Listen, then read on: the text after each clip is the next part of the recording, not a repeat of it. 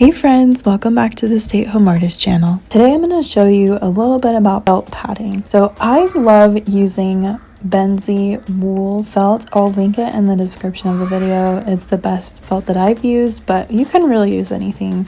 So I'm just going to cut out two circles, one small and one a little bit larger. And felt padding can consist of one or more layers of felt. So you don't have to do two layers. I'm just going to show you what it looks like with two. It's going to give us a little bit of a puffy texture.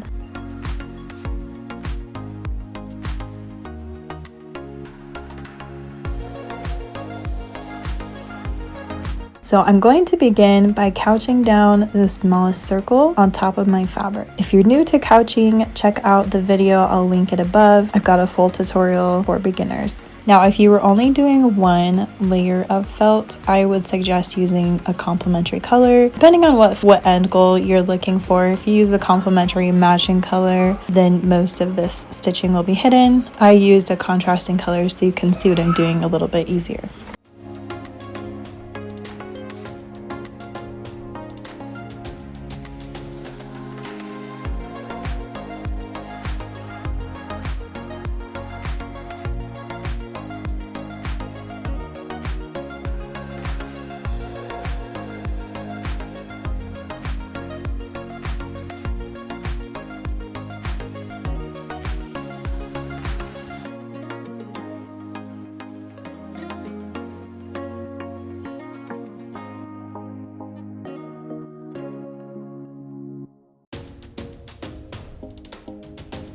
Now that I've got my first layer of felt, I'm going to grab that larger piece, and for the top layer, I'm actually going to use a blanket stitch to attach it here to the top. And this is another stitch that's great to know. I do have a full beginner tutorial as well. I'll link above. If you're new to this stitch, definitely check that out.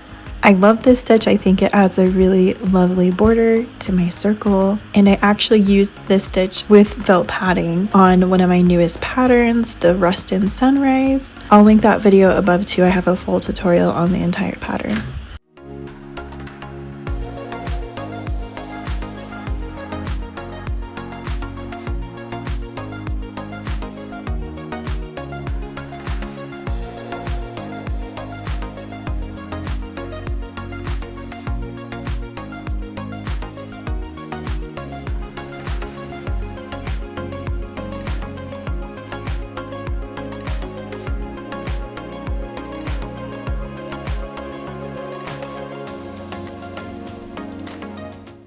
So once you're all done, this is how mine looked. Here's my look, something similar. It just depends what kind of stitch you use on the top. But I hope you learned something new. Please subscribe, let me know what you think, and if you have any questions. Thanks for joining me.